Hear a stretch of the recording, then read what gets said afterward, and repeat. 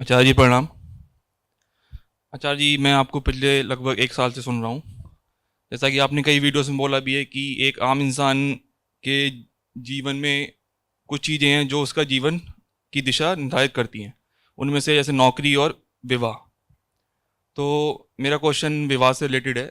जैसे कि समाज ने एक व्यवस्था बनाई हुई है विवाह, तो बेसिकली वो व्यवस्था, जैसे और जानवर हैं रिप्रोड्यूस करने के लिए, एक उसी को एक व्यवस्थित तरीके से करने के लिए हम 90% लोग जो हैं, उससे ज़्यादा ही बल्कि, विवाह के बंधन में बनते हैं। तो मुझे आपसे सुनने के बाद कहीं ना कहीं ये बात पता भी है कि अगर आप आध्यात्मिक रास्ते पे, सच्चाई के रास्ते पे चलना चाहते हैं तो एक विवाह में बनना एक बंधन है। बट अगर एक किसी इंसान को विवाह में, मतलब इस वैवाहिक जीवन में जाना भी है, तो खुद को और अपने जीवन साथी में क्या पात्रता देखनी चाहिए जिससे कि एक वो सच्चाई के रास्ते पे भी चल सके। और तुम्हारे जीवन साथी को भी विवाह से उतनी ही अरुचि होनी चाहिए जितनी तुम्हें है। शादी तब करो जब शादी ना उसे करनी हो ना तुम्हें करनी हो। तुम बोलो करनी है, वो बोले नहीं करनी है, वो बोले करनी है, तब तुम बोल दो नहीं करनी है। जब दोनों बिल्कुल हट करके बोल रहे हो नहीं करनी है, नहीं करनी है, नहीं करनी है, तब करो।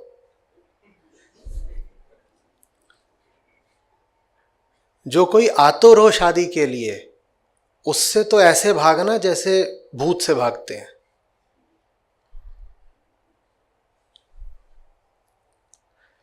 मुझे देखो, बिल्कुल कोई समस्या नहीं है विवाह वगैरह से, ठीक है, बहुत बार बोल चुका हूं।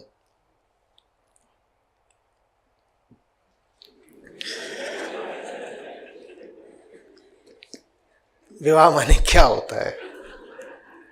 दो लोग साथ रह रहे हैं, इसमें किसी को क्या समस्या हो सकती है? दो लोग साथ रह रहे हैं तो दो लोग साथ रह रहे हैं तो रह रहे हैं, उसमें क्या समस्या था? उसमें रहने के लिए तुमने कुछ कहीं जा करके साइन कर दिया है, तुमने आग के फेरे वगैरह ले लिए, मर्जी है, आग के ऐसे ही फेरे ले सकते हो, बोन फेरे फेरे ले लो, उसमें कुछ नहीं। तो उसमें कोई ऐसा अपराध नहीं हो गया, दो लोग साथ रह रहे हैं तो। अपराध तब होता है अपने ही प्रति जब संबंध जहरीला होता है।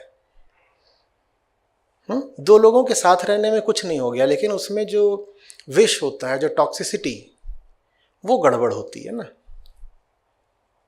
और जिस तरीके से हमने उस संस्था को परिभाषित किया है, बड़ी संभावना रहती है कि वो संस्था और उससे उठता संबंध जहरीला हो जाएगा। मैं उसके विरुद्ध हूं। अध्यात्म का काम है तुम्हें कष्ट से मुक्ति दिलाना, ठीक, सिर्फ यही उद्देश्य है ना अध्यात्म का।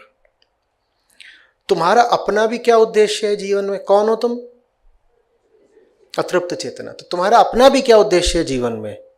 अपनी अतृप्ति से मुक्ति पाना। अब तुम कोई ऐसा काम करो जिससे तुम्हारी अतृप्ति और बढ़ जाए, तो उसके विरोध में बोलना पड़ता है। विवाह के विरोध में नहीं बोला जाता। तुम ऐसा विवाह कर लो जो तुम्हें आत्मिक तृप्ति देता हो, बहुत अच्छी बात है। ढूंढो ऐसा साथी, ऐसा साथी ढूंढो जो तुम्हारे जीवन में हो ही इसीलिए कि तुम्हारी चेतना का उद्धार हो। उसके तो पीछे पड़ के कर लो उससे शादी, लेकिन वैसा पहले साथी ढूंढो। किसको पसंद है अपनी जिंदगी में मुसीबत आमंत्रित करना? किसको पसंद है? किसी को नहीं ना। तो मत करो, यही तो कह रहा हूं। तुम किसी को भी पकड़ करके अपने घर में ले आते हो, अपने कमरे में ले आते हो, ये क्या है? क्यों करते हो? कुछ होश दिखाओगे, थोड़ा सा कुछ विवेक, डिस्क्रिशन होगा या किसी के साथ भी? और फिर उसका जो परिणाम है वो खुद ही भुगतोगे।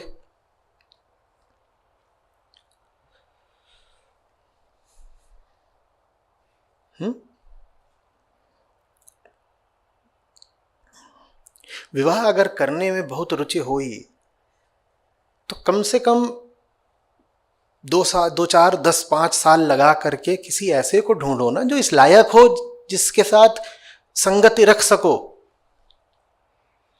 तुम कह रहे हो तुम्हें किसी के साथ अब रहना है, कोहैबिटेशन करना है, हाँ?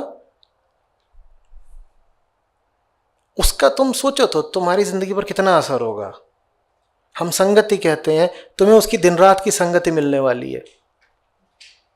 अब अच्छी हो वो संगति तो उससे तुम्हारा उद्धार हो जाएगा, लेकिन अगर बुरी हो तो, और ज्यादातर लोग कैसे होते हैं, सही संगति देंगे तुमको वो या डुबा देंगे। तो जब तुम अंधा विवाह करते हो तो उसमें 95% यही संभावना होती है कि तुमने अपने पांव पे मार ली कुल्हाड़ी, और सदा के लिए मार ली।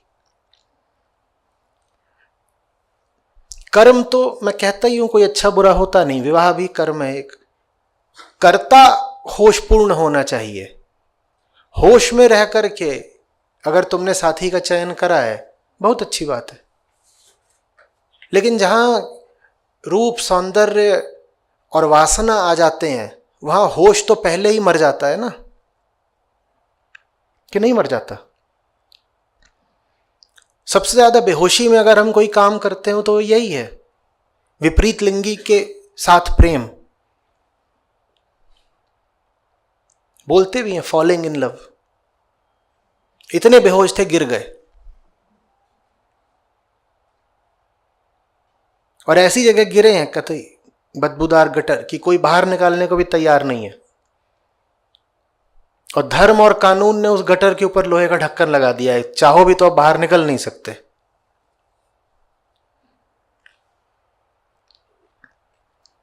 तुम होशपूर्वक करो विवाह। देखो विवाह तो होते रहेंगे, ठीक। मैं सिर्फ ये चाहता हूं कि बेहोशी में ना हो विवाह। स्त्री पुरुष साथ रहेंगे, बस एक दूसरे को बर्बाद करने के लिए साथ न रहें। ऐसे एक साथ रहो कि दोनों के लिए अच्छा हो, दोनों का कल्याण हो। हमारी प्रकृति ऐसी है कि ये नहीं होने वाला कि सब पुरुष इधर बैठे सब महिलाएं इधर बैठे। हमने भी ऐसे बैठाया क्या? मेल जोल मिंगलिंग तो होगी, और उसमें बुराई भी क्या है भाई? इंसान है, दो इंसान है, मिलजुल रहे हैं, साथ रह रहे हैं, इसमें क्या बुराई हो सकती है? लेकिन दो इंसान एक दूसरे का गला काट रहे हो तो इसमें निश्चित रूप से बुराई है। ऐसा विवाह मत करो, ऐसा साथी मत चुनो जो तुम्हारे आध्यात्मिक अस्तित्व का गला ही काट दे। बस ये। समय लगाओ। पहली बात तो जल्दबाजी मत करो, कम से कम कुछ साल लगाओ चुनाव करने में। धीरे धीरे धीरे धीरे जांचो, परखो, देखो,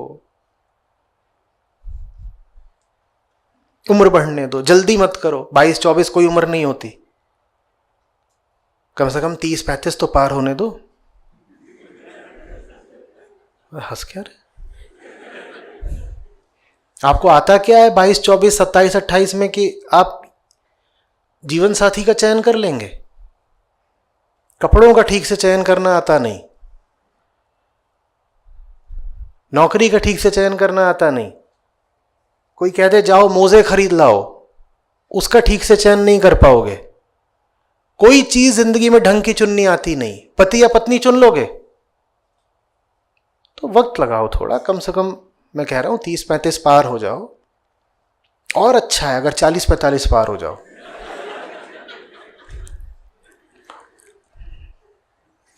आप मजाक समझ रहे हैं, मैं गंभीरता से बोल रहा हूं। भारत सरकार भी धीरे धीरे मेरी बात सुनने लगी है। अभी 21 करवाया, 31 करवाऊंगा।